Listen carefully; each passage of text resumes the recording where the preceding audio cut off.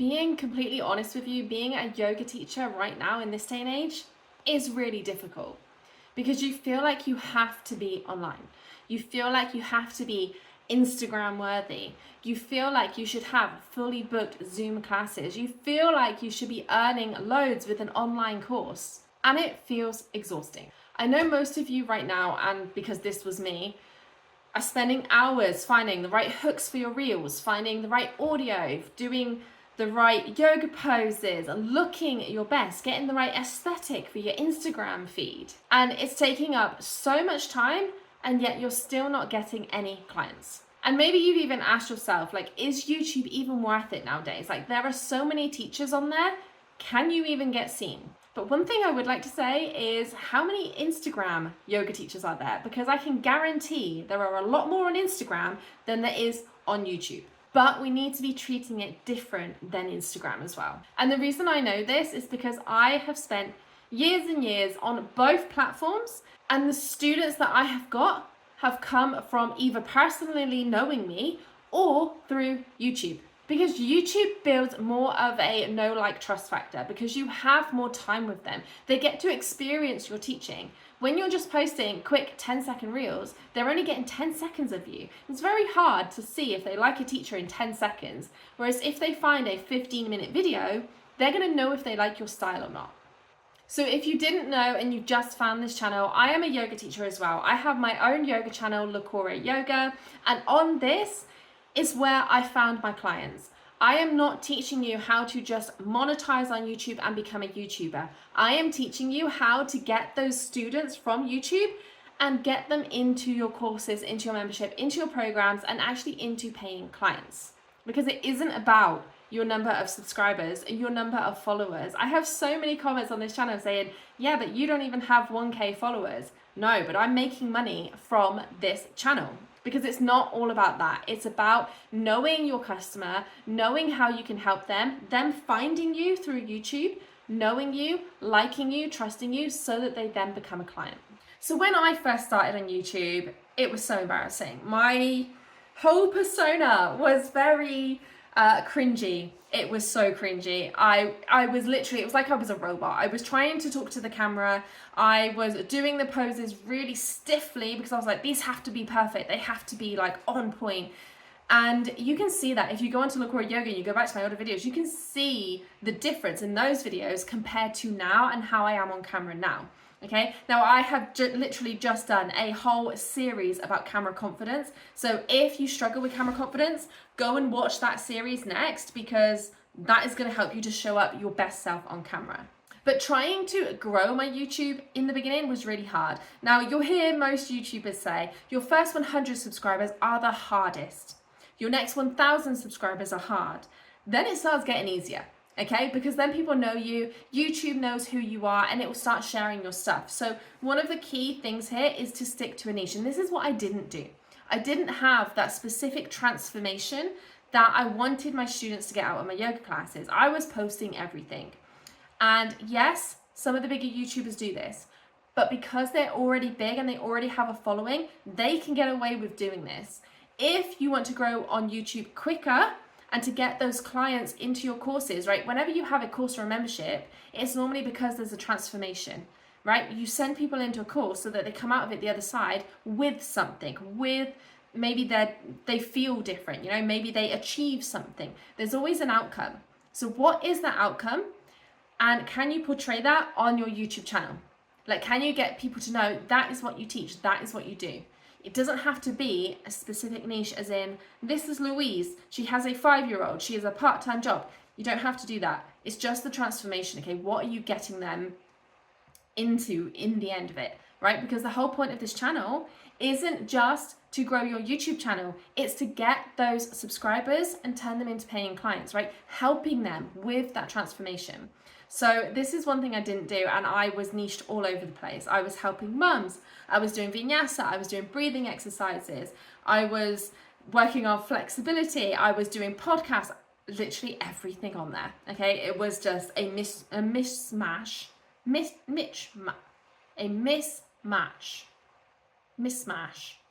What is the word? Let me know in the comments. Anyway, let me know in the comments what that is.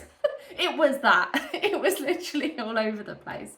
And it was so frustrating. It was really frustrating because I was trying my hardest and wondering why I wasn't getting anywhere. And then it wasn't until I had this breakthrough moment of what is it I want to teach? And then I started putting that out there. And that is when things started shifting. I started working on flexibility because I was not a flexible person.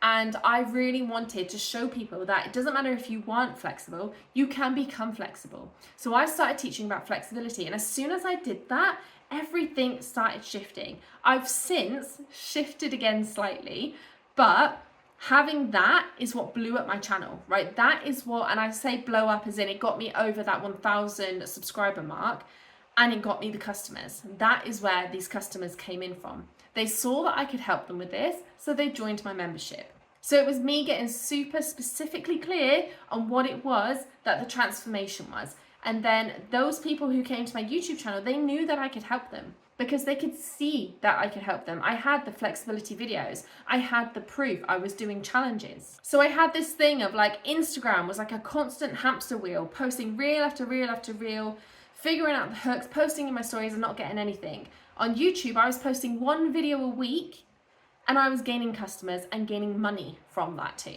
So the thing is with Instagram is you're constantly looking to keep people's attention. You're looking for the newest trends. You're looking for the latest video clips, the B-roll, the transitions between your clips. You're trying to get people hooked into your content. YouTube, you don't have to do that because people go to YouTube to solve a problem. If you think about it, when you're going to look for a yoga class or an online teacher, what do? Most of us will either go to Google or to YouTube and we will type in yoga for whatever we're looking for and then normally the time, right? Do you think that's going to show up in Instagram posts or a YouTube video? And then most people just get put off by posting on YouTube because it takes longer. It does not take longer at all. The thing is, you're spending hours creating reels, looking for hooks, doing the audio trends, literally hours focused on Instagram. And I know because I see so many of you doing this and I used to do it myself. Whereas you only need a 10-minute video on YouTube once a week. So which one actually takes you longer? And the thing with YouTube as well is the content sticks around for ages. You spend all these hours on Instagram, but yet the content disappears after a week or two, right? It's not like you keep seeing reels from like 2 years ago, do you? It's always the latest of 5 days ago, 2 days ago, an hour ago. YouTube content, you can see for years and years and years. If you type in yoga for whatever it is, a video could come up from 5 years ago. That is the difference here. You're spending hours on Instagram creating content that disappears. You put up a 10-minute video on YouTube once a week and it lives forever. I mean, I know I'm biased, but I'm biased because I know that this works. So can you please give me a thumbs up on this video if you can see that this is making sense? And a lot of people are put off by YouTube just because it's making videos. It seems a little bit scarier, but all you have to do is click record, show up as yourself, teach like you would. That is it. A 10-minute video once a week.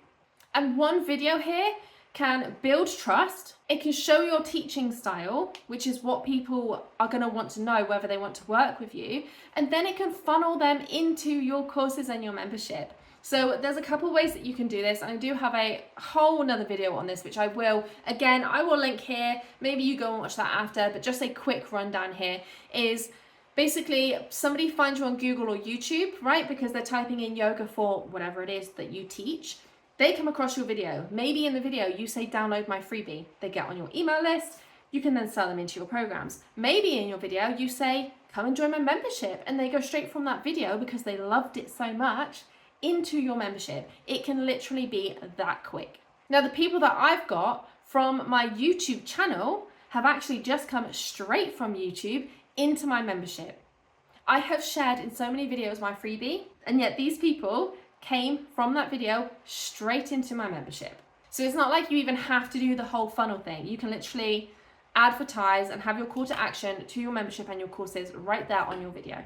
So the one thing that can also put people off of YouTube, especially for yoga teachers, is that you do have to be consistent on this. If you do not show up weekly, your students, right? Imagine this. Imagine it's like a yoga class. You're teaching in a church hall or wherever, let's just say a hall, every single week, every Tuesday, right? 6 p.m. If one week you don't show up, those students are going to either go find somebody else or they're going to wonder if you're ever coming back. So next week, when you do turn up, them students might not be there because you didn't show up last week. And that is how it works on YouTube as well. Okay, so what I tend to do is I will teach people to batch record, because you can record, if your videos are only 10 minutes long, right, you can record 3 videos at once. That's 3 weeks worth of stuff. Schedule them out. Okay, I've had clients and students get excited by this, batch record, have like 4 videos, but then post 2 a week, but then they haven't had time to record, so then they go a week without posting. It would be much better if you did 1 video a week for 4 weeks, okay?